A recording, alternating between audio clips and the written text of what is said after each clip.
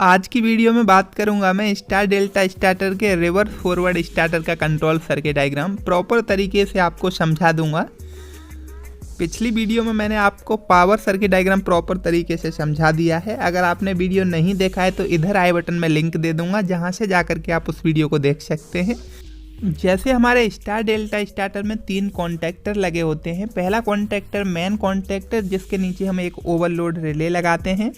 दूसरा कॉन्टैक्टर हमारा delta contactor और तीसरा कॉन्टैक्टर हमारा star contactor. Star delta starter में भी टाइमर लगा होता है, 2 पुश बटन लगे होते हैं और इंडिकेटर लगे होते हैं। ये दोस्तों हमारा रिवर्स फॉरवर्ड स्टार्टर है। तो यहाँ पर हमें एक कॉन्टैक्टर का रिक्वायरमेंट और होता है, जिसको हम रिवर्स कॉन्टैक्टर बोलते हैं, और इसके नीचे भी एक ओवरलोड रिले लगी होती है। यहाँ दोस्तों सबसे पहले मैं न्यूट्रल स्ट्रिप से न्यूट्रल को उठा करके स्टार कॉन्टैक्टर के A2 पॉइंट में लेकर के जाऊँगा। उसके बाद डेल्टा कॉन्टैक्टर के A2 पॉइंट में, अब टाइमर के A2 पॉइंट में, और उसके बाद रिवर्स और फॉरवर्ड के A2 पॉइंट में भी न्यूट्रल दे दूंगा। ऊपर जो मैंने 4 इंडिकेटर लगा करके रखे हैं, इन इंडिकेटर में भी मैं न्यूट्रल स्ट्रिप से ही न्यूट्रल उठा करके न्यूट्रल दे दूंगा। अब जो मेरा MCB लगा है 6 एम्पियर का कंट्रोलिंग के लिए, MCB के आउटपुट पॉइंट से सप्लाई को उठाऊंगा और सबसे पहले जो मेरा फॉरवर्ड के नीचे रिले लगी हुई है, इसके 95 नंबर पॉइंट में लेकर के जाऊंगा। यहाँ दोस्तों आप देख सकते हैं कि हमारा 2 ओवरलोड रिले लगी हुई हैं, तो दोनों को एक दूसरे के साथ सीरीज में कनेक्ट करना है। अब जो 96 नंबर पॉइंट है, यहाँ से सप्लाई को आउट करेंगे और रिवर्स कॉन्टैक्टर के नीचे जो ओवरलोड रिले लगी है, इसके 95 नंबर पॉइंट में लेकर के जाएंगे। अब इसके 96 नंबर पॉइंट से सप्लाई को आउट करेंगे और अपने रेड पुश बटन के इनपुट पर जोड़ देंगे, जिसको हम NC पुश बटन बोलते हैं। अब NC से सप्लाई को आउट करेंगे और जो हमारे ग्रीन पुश बटन लगे हैं NO, इनके दोनों पुश बटन के इनपुट पर सप्लाई जोड़ देंगे हम अपने NC बटन से। अब दोस्तों जो हमारा मेन कॉन्टैक्टर फॉरवर्ड और रिवर्स कॉन्टैक्टर लगा हुआ है, इसके ऊपर हमें एक add on block auxiliary contact लगाना पड़ेगा अपना कंट्रोलिंग के लिए, क्योंकि हमारे कॉन्टैक्टर में NO-NC के सिर्फ 2 पॉइंट हैं और NO-NC के हमें 4 पॉइंट का रिक्वायरमेंट है, इसलिए हमें एड एंड ब्लॉक जोड़ना पड़ेगा। दोस्तों कॉन्टैक्टर के ऊपर मैंने ऑक्सिलरी कॉन्टैक्ट को लगा दिया है। अब इसका हम कंट्रोलिंग कर लेते हैं। जो हमारा ग्रीन पुश बटन लगा है फॉरवर्ड का, यहाँ से सप्लाई को आउट करेंगे और फॉरवर्ड कॉन्टैक्टर को चलाने के लिए पहले जो हमारा रिवर्स कॉन्टैक्टर लगा है, इसके 72 नंबर NC पॉइंट में सप्लाई को लेकर के जाएंगे और इसी कॉन्टैक्टर के 71 NC पॉइंट से सप्लाई को आउट करके फॉरवर्ड कॉन्टैक्टर के A1 पॉइंट में लेकर के जाएंगे। अभी दोस्तों कॉन्टैक्टर सिर्फ हमारा उतनी देर के लिए ऑन होगा जितनी देर हम ग्रीन पुश बटन को दबा करके रखेंगे। इस कॉन्टैक्टर को होल्ड करने के लिए हमें एक होल्डिंग का NO में सप्लाई और देना होता है, जिसको मैं क्या कर रहा हूँ कि A1 से सप्लाई को उठा करके जो 83 नंबर NO पॉइंट है यहाँ दे देता हूँ और इसी ऑक्सिलरी कॉन्टैक्ट का 84 नंबर 84 नंबर जो NO पॉइंट है, यहाँ से सप्लाई को आउट करूँगा और जो हमारा रेड पुश बटन लगा है, इसके आउटपुट पॉइंट पर जोड़ दूँगा।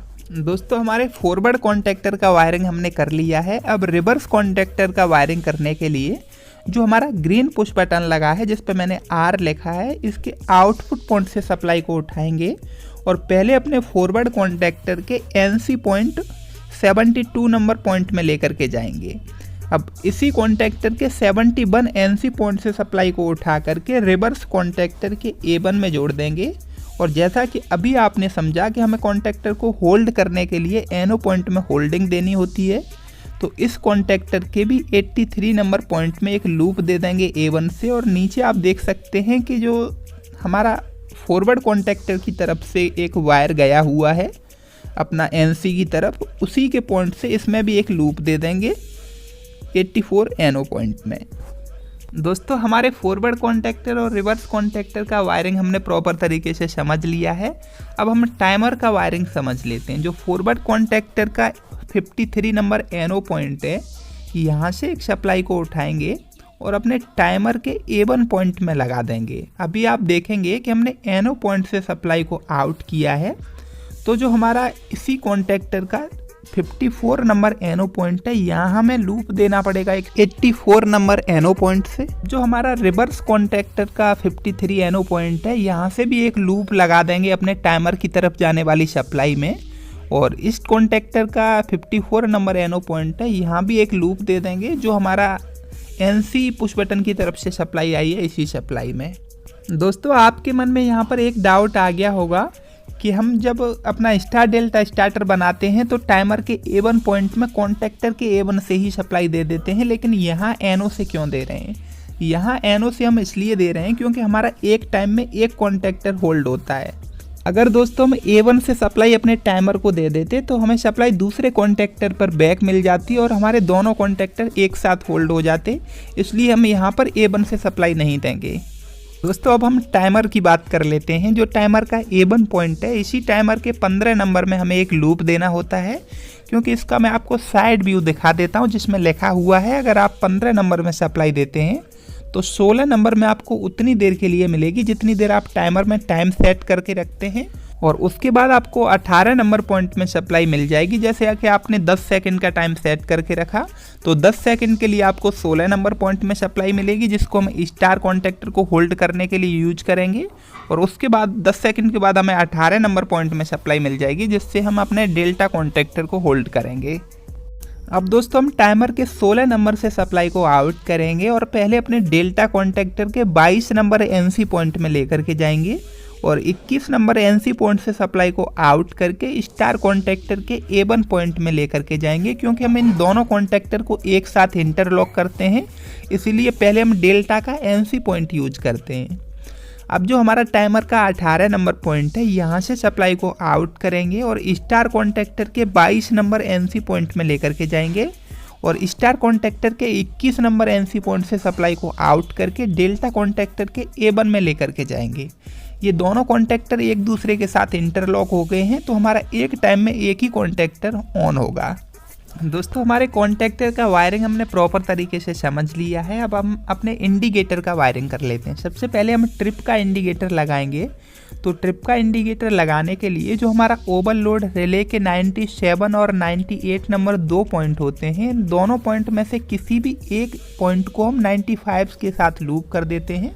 दोस्तों जो हमारी 98 नंबर पॉइंट है ओवरलोड रिले का, इसको 95 से लूप कर देंगे दोनों रिले में, और जो 97 नंबर पॉइंट है दोनों रिले का, यहाँ से सप्लाई को उठाएंगे और अपना जो ट्रिप का इंडिकेटर है इसमें लगा देंगे। अगर दोस्तों हमारा कोई भी मोटर ट्रिप होगी तो हमारा एक इंडिकेटर है ये जल जाएगा, हमने 2 इंडिकेटर नहीं लगाए। दोस्तों ऑन का इंडिकेटर लगाना तो काफ़ी सिंपल है। जो हमारा फॉरवर्ड कॉन्टैक्टर का A1 पॉइंट है, यहाँ से एक सप्लाई को उठाएंगे और अपने ग्रीन इंडिकेटर में जोड़ देंगे, और दूसरा कॉन्टैक्टर हमारा रिवर्स कॉन्टैक्टर के A1 पॉइंट से सप्लाई को उठा करके ग्रीन इंडिकेटर में जोड़ देंगे। अब हमारा ऑफ का इंडिकेटर बचा है रेड। इस इंडिकेटर को लगाने के लिए जो हमारे फॉरवर्ड कॉन्टैक्टर के ऊपर हमने एड एंड ब्लॉक लगाया है, इसके 62 नंबर NC पॉइंट में एक लूप दे देंगे, जो हमने होल्डिंग के लिए सप्लाई यूज करी है NC टर्मिनल की तरफ से।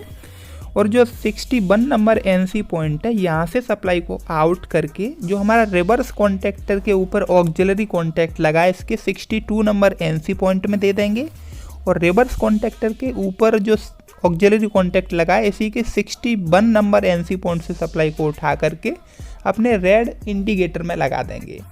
उम्मीद करता हूं दोस्तों आपको वीडियो बहुत अच्छे से समझ में आ गई होगी। अगर कोई भी डाउट रह गया है तो आप नीचे कमेंट बॉक्स में कमेंट कर सकते हैं। वीडियो पसंद आया है तो एक लाइक कर दें। अगर पसंद नहीं आया है तो आप मुझे बता सकते हैं क्यों पसंद नहीं आया है। चैनल को सब्सक्राइब नहीं किया तो सब्सक्राइब जरूर कर लें ऐसे यूजफुल वीडियो देखने के लिए। जल्दी ही मिलूंगा आपसे एक नई वीडियो के साथ, तब तक आप अपना ख्याल रखिए। जय हिंद।